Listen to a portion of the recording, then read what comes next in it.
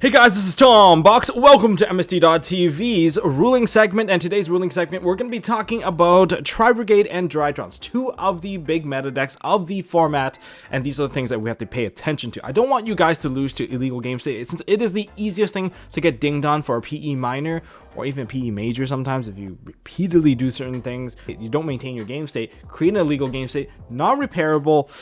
You know, events are opening up again, so don't get screwed, guys, by these things. So we're going to be talking about the two biggest decks, of course. Well, two of the biggest decks of the format, Drytrons, and of course Tri-Brigade, especially with new Bearbloom. And yes, we're going to answer the age-old question of Tri-Brigade Revolt. How does it work versus Floodgates? We're going to break everything down for that card because there's just been so many questions about it, and you guys don't want to get screwed over by that card. That card's insanely powerful. Now, check out this new chair, guys. You know, a little segue here. I got a new chair to match the channel logo, so now we have an orange chair. This is given to me by Ewin Racing. So if you guys want to check out ewinracing.com and use code MST.TV for 20% off. That's right, the big 2-0. Yeah, that's pretty awesome. So, you know what? Let's begin. So first things first, we're going to read the card text. Tri-Brigade Revolt. Special summon a number of your Beast Warrior and or Wing Beast monsters that are banished and or in your graveyard but negate their effects. Then immediately after this effect resolves, link summon one Tri-Brigade Link monster using only those monsters. You can only activate one Tri-Brigade Revolt per turn. Okay, so that's the card text. Let's do a card text breakdown. Special summon a number of Beast Warrior, and or Wing Beast. What does that mean? This card does not target. So in other words, during resolution, that's when you select how many monsters you can summon that are banished and or in your graveyard. That's what makes this card super deadly, because it doesn't matter. As long as they have expended the resource of that monster, it's in the grave, or it got banished by the Tri-Brigade effect, they can still bring it back and recycle. This is literally their version of Union Scramble, which is why it's pretty insane. Then, of course, sorry, not before the then, but negate their effect. So in other words, they have no on summon effect. Then immediately after this effect resolves, link summon one Tri-Brigade monster using only those monsters. Yes, you do have to use all the monsters that you've summoned, and you can only activate this once per turn. So that's like a pretty generic breakdown for an easy, summary of the card. It's mainly the interactions that starts to get a little bit more complicated once you start to put in floodgate based monsters in there. Yeah. Okay, we're gonna go into some easy questions first, and then we'll go into the floodgate mania, which is the most complicated piece of this card, I would say. I think there's nothing more complicated after that for this particular card. So for some easy questions, if my opponent uses Bell against my Revolt, am I allowed to activate a second Revolt? The answer is yes, because Ghost Bell negates the activation. You can only activate one Revolt per turn. Since the activation was negated, it doesn't count as you having activated, and therefore, yes, you can use another copy if you have another one set. Okay, that's pretty easy. Next one here is that if I use DD Crow against a Tri-Brigade Revolt, are they allowed to summon out the monster I crowed? The answer is yes. They can summon out the monster that you crowed because it can summon from bench or graveyard. And the other key point is that it did not target. This card does not target, means that your Call by the Grave, your DD Crow, they don't really work. What the chain link is going to look like something like this. You're going to activate the Revolt. They're going to use the DD Crow. Okay, they target one of your monsters because you don't want them to have like 4, for instance. At least that was the intention. But then, okay, resolve the chain. The card gets banished. Okay, throw the card out. And then they resolve their effect, summon the thing that got banished and everything else that they wanted, and then just perform that link summon. Yeah, so it's, I guess, number 3 here. This is a kind of an interesting one. Am I allowed to Solemn Strike the monster summoned from Tri-Brigade Revolt? The answer is yes, with an asterisk. Yes, if it is Chain Link 1. And this goes back into the old school rulings. Let's go to the oldest card that I can think of that's something like this. That's going to be Formula Synchron. Formula Synchron lets me synchro during my opponent's turn. Okay, and in that case, and immediately after this effect resolves, link summon one Tri-Brigade Link monsters using only those monsters. It's because of that clause. Basically, it is its own independent thing. You're not resolving this card at this point. It has already resolved. Immediately after the effect resolves, now you're performing the summon. So yes, you can use Solemn Strike to negate the summon of that monster. You can use it against like stuff like IP Masquerena in the Chain Link 1. If that's the Chain Link 1, yeah, you can negate the summon of the thing that comes out, which is great because you get to clear all the monsters and kill the IP Masquerena. So it's like win-win because the summon got negated. Same with Formula Synchron, stuff like that. So yes, you can use Solemn Strike against it. And oh, this is a pretty big one. Am I allowed to use the monsters summoned from Tri-Brigade monsters as a part of Tri-Brigade Revolt's effect? The answer is no, you cannot. Oh my god, this is actually one of the biggest things that a lot of people miss. Judges miss it. I missed it before. It is a very, very big part of the deck. And if your opponent is summoning a bunch of dudes with the Tri-Brigade monsters and putting them, like basically putting the Link monsters into the graveyard, just keep in mind of which of those monsters are summoned out properly, because Tri-Brigade monsters effects are not proper Link summons. They are just special summons from the extra deck. And in that case, Tri-Brigade Revolt cannot actually special summon those monsters back onto the field. Even if they get banished or whatever, they can't come back because they're not properly summoned. In other words, they do not count towards monsters that you can summon with Tri-Brigade Revolt. But that is also a very, very key thing. Don't forget about it. I think this is something that you have to practice a lot of to kind of drill it into your head, because these kinds of misplays are fatal. We're talking about them getting a Shirig onto the board and then non-targetingly banish one of your cards. That's how brutal it becomes if you don't catch this stuff in the act. So yeah, don't screw this one up, and make sure that if they are using Tri-Brigade Revolt, they are summoning out a Tri-Brigade monster. That should be obvious. If they're not summoning a Tri-Brigade monster, man, they're getting dinged for like a PE minor pretty easily, and well, that's on them. And if it happens again, it seems like it does seem like you're not really reading your cards anymore. Why are you playing Yu-Gi-Oh at that point? Yeah, that's a pretty big one. Remember which cards are summoned out properly. Very key thing.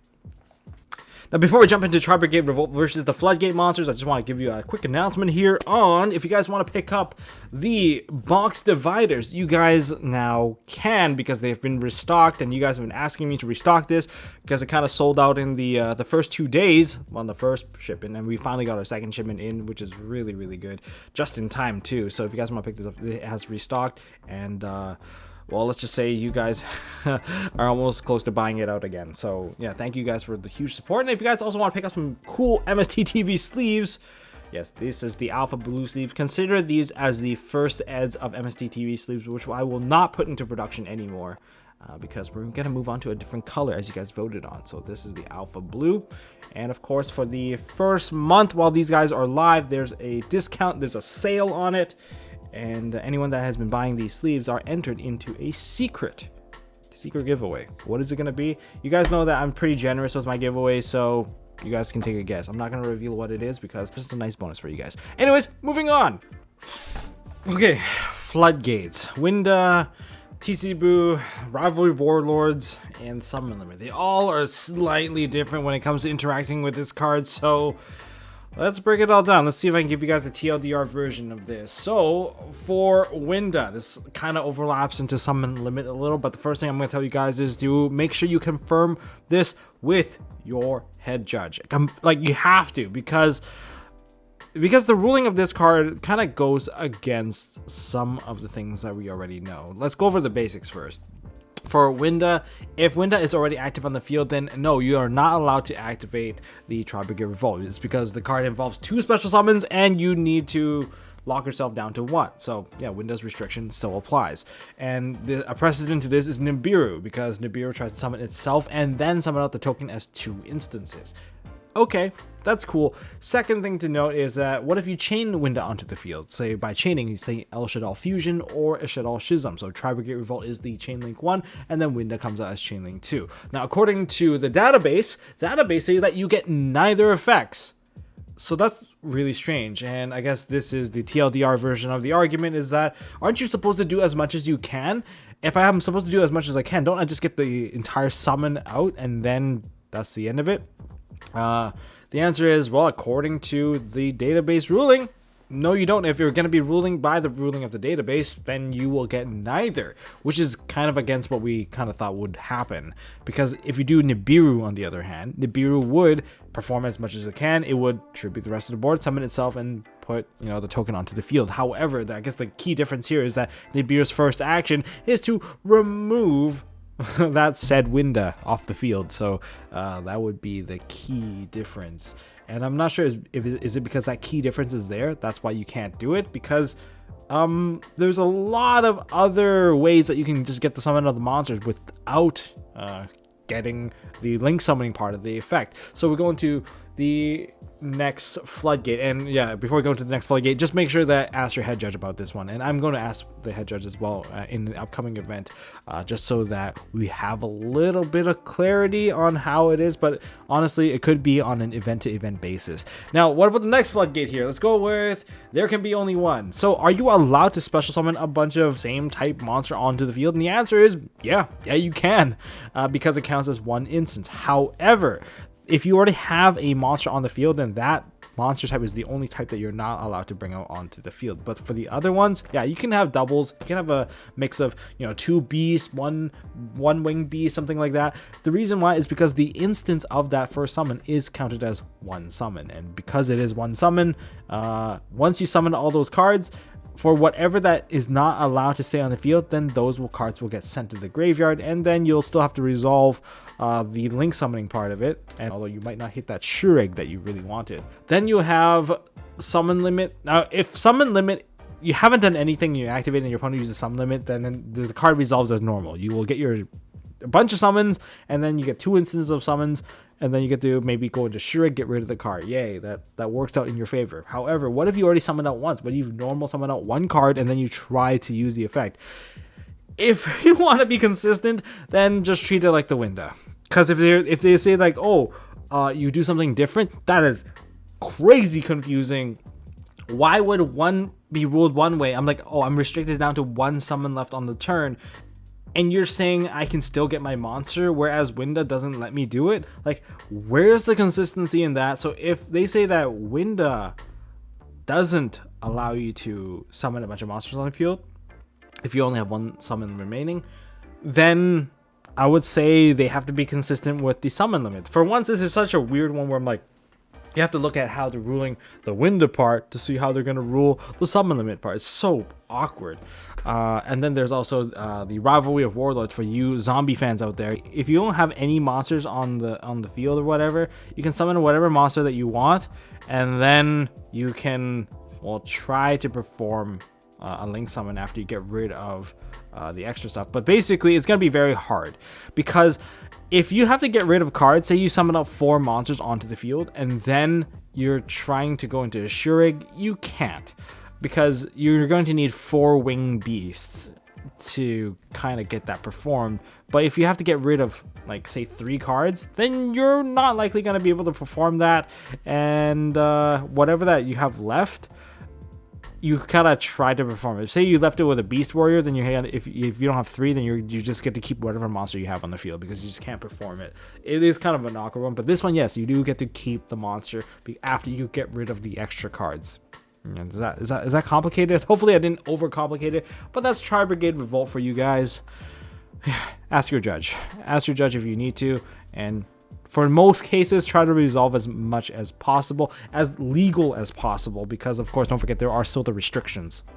Okay, even though that was TLDR, that took a while, let's kind of continue with the Bearbloom of Tri-Brigade. 3 things to really remember. First thing is, this card is not a generic recipe. You have to use Tri-Brigade monster to make this. 2 Tri-Brigade monsters specifically, and typically you want to finish this card off at the end after you've already established the rest of the board and use it to make Appaloosa or something like that. Okay, that's cool. But remember, if this card is sent to the graveyard, not only do you get to add the spell or trap of Tri-Brigade to your hand, you also have to put 1 card in your hand to the bottom of the deck. Much like Farragut, it is not a free card.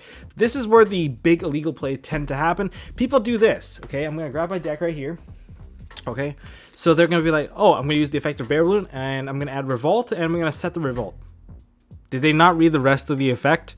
It says, then place 1 card from your hand to the bottom of the deck. They completely skip it. In other words, they got a free +1. That free +1 leads to a free plus a body, so about +3 if it's all done illegally. And in a simplified game state, people just forget. It is a big deal. And well, anyways, Bearbloom does make it so that Maximus is a pretty awkward card to play in the current format. Against Drytrons, they'll send like the Entis and Herald of an Arclight. Against this deck, send Farragut and a Bearbloom. Boom. It's like just a bunch of free cards and letting you cycle cards out of your deck. So yeah, that's kind of fun too. Now the other effect to keep in mind is that you cannot special summon monsters for the rest of the turn except for Tri-Brigade monsters.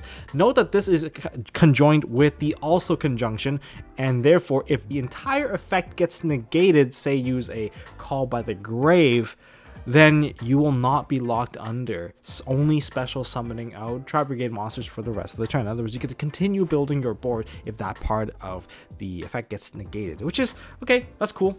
But one thing to note, however, is that say you're about to add a card to your hand and then like a droll somehow got like thrown into the mix so that you were not able to add the card to your hand.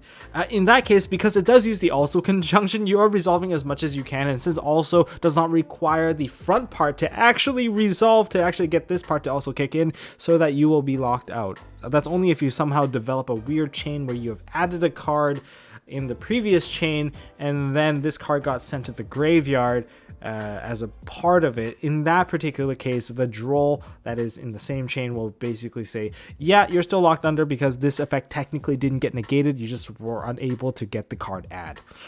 For Drytrons, Drytron Mu Beta Fafnir is one of them, very powerful card with 3 effects. There's the continuous effect where you can just detach material and to replace the ritual summoning requirement.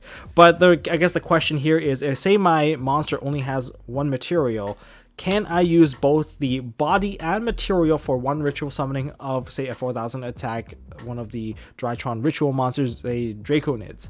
And the answer to that is yes, you can, because when you ritual summon something, you send whatever you need all together as long as it meets the requirements. So if you were to send, say, the material plus the body, that would still account for 4000. You do, because all of it happens all at the same time. It's not like you do it one at a time. Oh, I'm sending this one so that the body goes away. No, you choose all of them at once, and that's when you resolve it. So, but keep in mind, there is one weakness on that, is that if someone uses imperm on your Drytron Mu Beta Fafnir, this is not like a condition. So if it does get negated, you will not be able to use the continuous effect to detach. In other words, you have to send the entire thing and try to meet the requirement as much as you can. So that there is a little bit of risk. Okay, we're going to close this one off with a little bit of Gamma versus Herald of Ultimateness on Summon Negation.